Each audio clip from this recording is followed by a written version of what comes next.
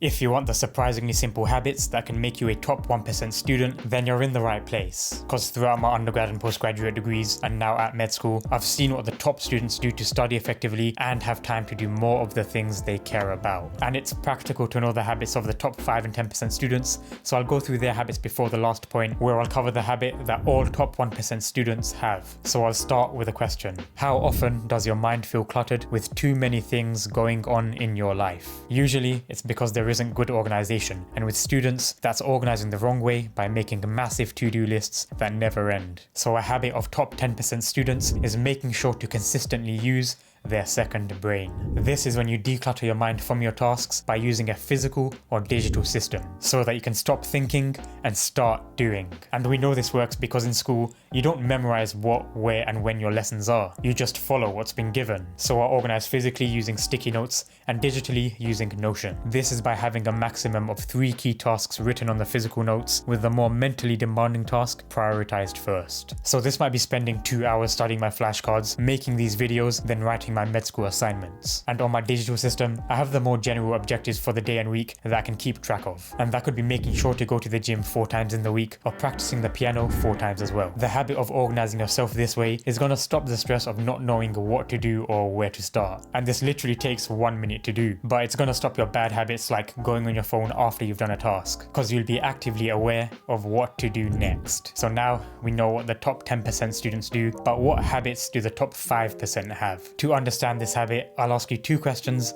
that I really want you to think about. The first is, if what you did in the past 100 days is what you'll do for the next 5 years, will you be happy? And the second is, if you won't be happy, what can you do now that would make you happy? A lot of students fall into the trap of thinking that if they study hard, they can get good grades and then relax. But in life, you'll always have something new to study or work for. And look, in 5 years, you won't be glad that you spent all day every day studying just to score 5% more on exams. You're gonna hope that you spent more time working on other parts of your life. Like in video games, you don't just level up one skill and ignore the rest, because that's gonna hold you back in some way. So you try to balance them. So to get good grades and have a balanced life, you need to utilize your energy containers. And there's 2 steps to this. The first is identifying things in your life that's constantly draining your energy. Usually, they're the tasks that make you feel out of energy even before you've finished them. And if you can't identify them straight away, use a habit tracker to find them over the week. And this is gonna sound wishy-washy,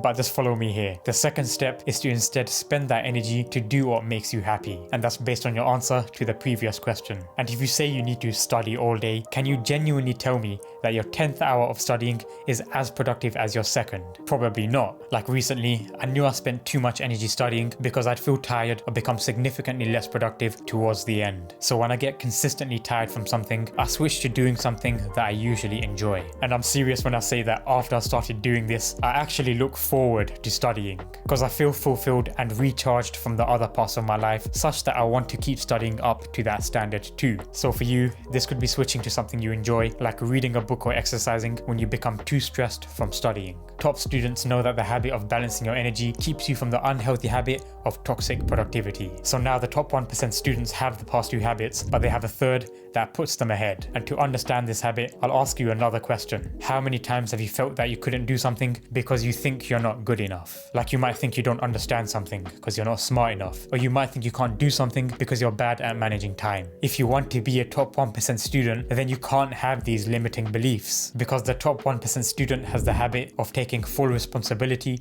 of their life. Like I come from a pretty deprived area, and it just wasn't a thing to apply to medical school and aim to become a doctor. And even something like getting lessons for piano wasn't possible because it wasn't affordable for my family. But did I think that no one else tries for medical school, so I can't either? Or I don't have anyone teaching me piano, so there's no point trying? No, I figured out exactly what's in my control that can help me reach my goals. And this is what helped me get into graduate entry med school, get better at the piano, and get a qualification for Japanese. So whenever you find yourself making an excuse that stops you from doing something, write down what your excuse is and take the time to think about the different things you can do to find ways around it, even if they're just small actions. There isn't a cheap hack to become a top 1% student. It's this mindset that results in the practical changes that sets you apart from everyone else. This habit of taking action against against your limiting beliefs is how you can become a top 1% student. So good habits give you the consistency and right approach to having the balanced life that top students have. But there are times where it's difficult to stick with doing what's good for you. So in this video here, I'll talk about how I've built my discipline that made it possible for me to consistently study, go to the gym, and practice the piano. And you can do this too by watching the video.